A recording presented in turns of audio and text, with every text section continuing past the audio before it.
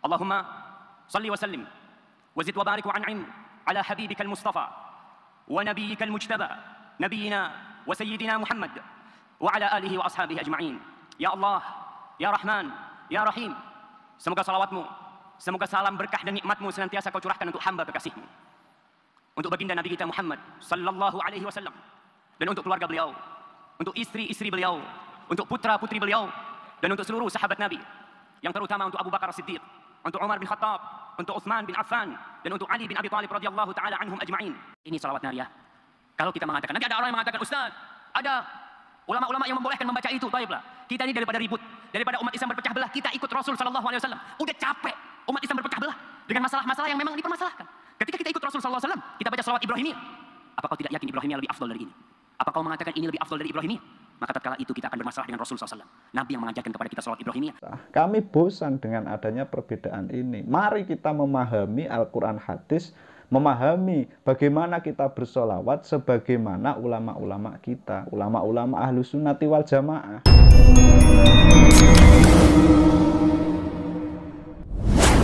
Assalamualaikum warahmatullahi wabarakatuh. Bismillahirrahmanirrahim. Alhamdulillahirabbil alamin.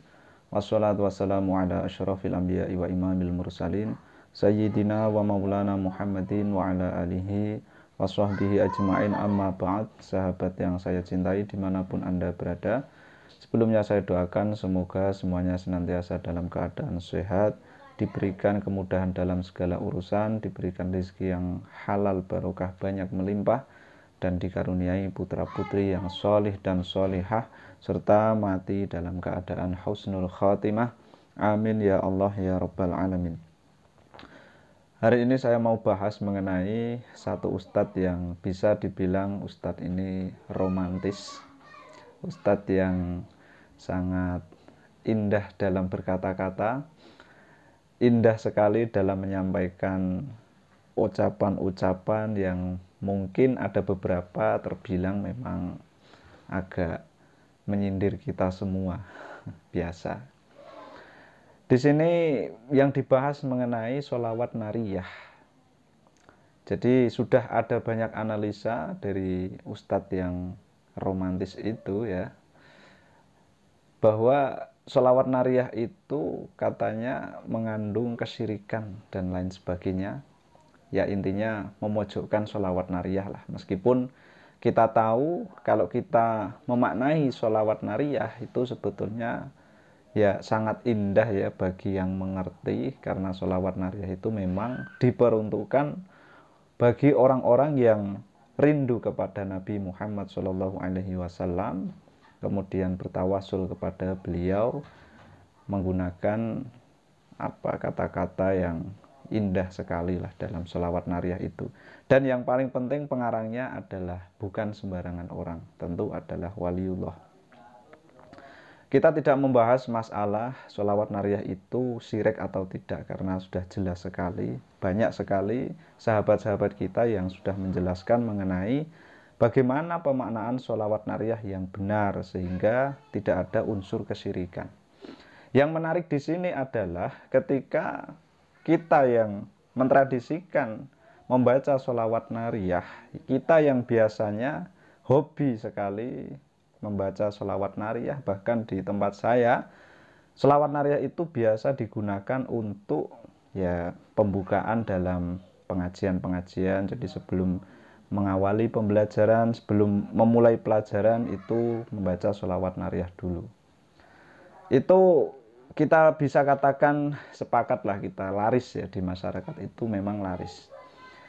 Tetapi ternyata ada kecemburuan sedikit dari ustadz yang romantis itu ya. Jadi dia mengatakan kenapa ini?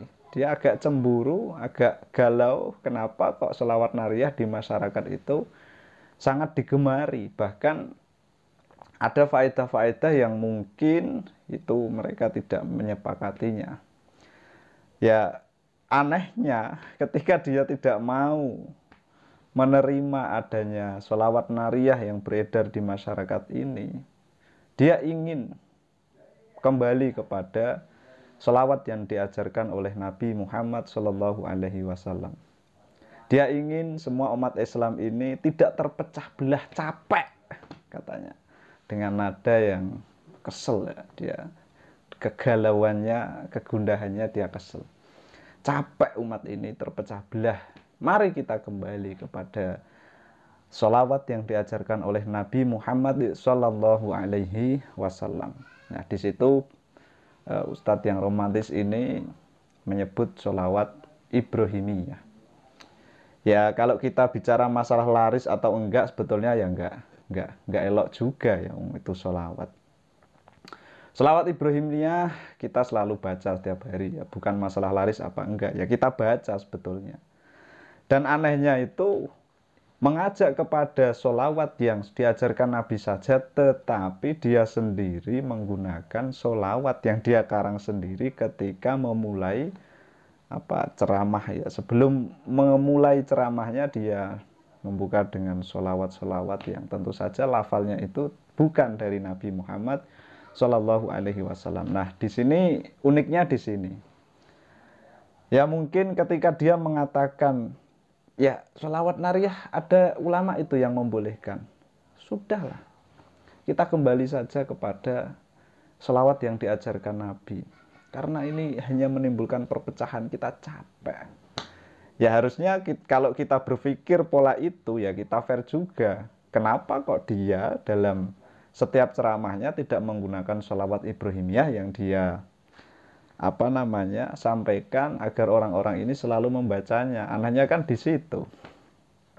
Oke, di situ ada satu kesepakatan, ternyata secara tidak langsung Ustadz yang romantis ini juga mengakui sebetulnya bahwa membuat redaksi sholawat, membuat susunan lafadz-lafadz yang intinya itu adalah ya mengamalkan perintah Allah, innallaha wa malaikatahu yusholluna 'alan nabi ya ayyuhalladzina amanu shollu 'alaihi wasallimu taslima. Intinya kita sama-sama mengamalkan itu, sama-sama menjalankan perintah itu, kita bersholawat kepada Nabi.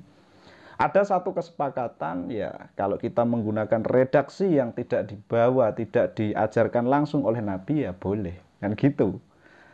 Kalau tidak boleh, kenapa kok dia dalam setiap ceramahnya juga membuat sholawat sendiri? Seharusnya ya menggunakan sholawat Ibrahimiyah. Kalau kita contohkan misalkan, Alhamdulillahirabbil alamin, Allahumma sholli ala Muhammad wa ala ali sayyidina Muhammad kama shallaita ala sayyidina Ibrahim wa ala ali sayyidina Ibrahim wa barik ala sayyidina Muhammad wa ala ali sayyidina Muhammad kama barakta ala sayyidina Ibrahim wa ala ali sayyidina Ibrahim fil alamina innaka hamidum majid.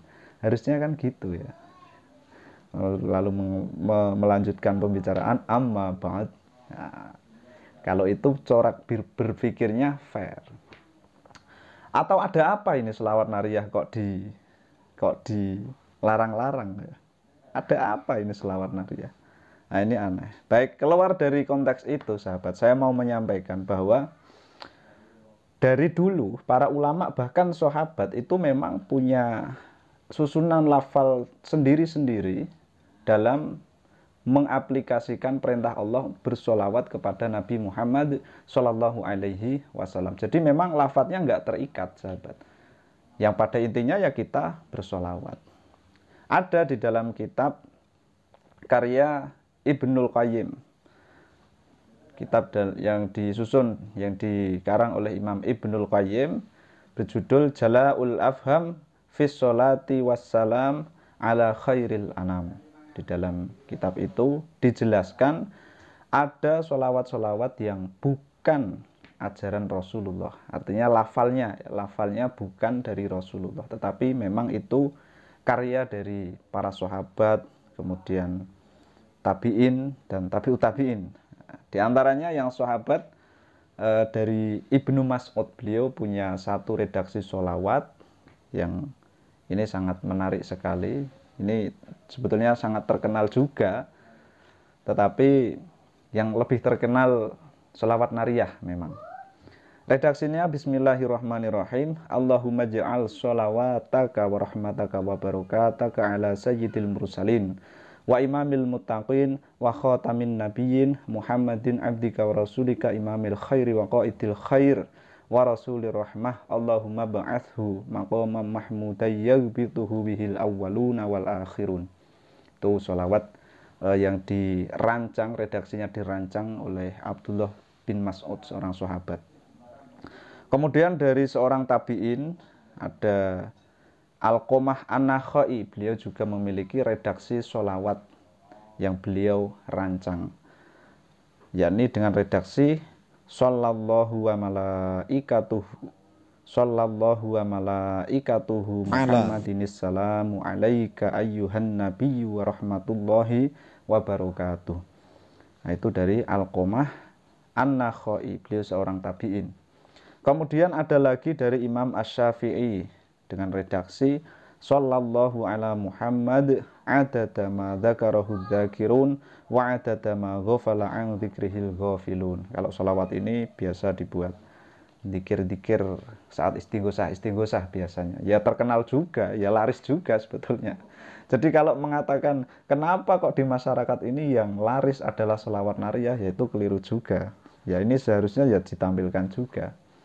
Seperti itu sahabat. Jadi kita punya titik terang bahwasanya memang kalau kita mengatakan sholawat, bersolawat, membaca sholawat harus dengan redaksi seperti yang diajarkan oleh Nabi, yaitu itu kurang tepat juga. Tetapi memang kita ya sholawat harus fair gitu ya, pakai redaksi apapun ya intinya itu adalah sholawat baik begitu ya, yang pada intinya ya juga dikarang oleh ulama-ulama. Kalau kita ngarang sendiri ya juga repot juga ya, malah nanti seperti itu. Tetapi ya itu tidak sebagai larangan pula, wong di dalam Al-Quran pun tidak menjelaskan sholawatnya harus begini redaksinya.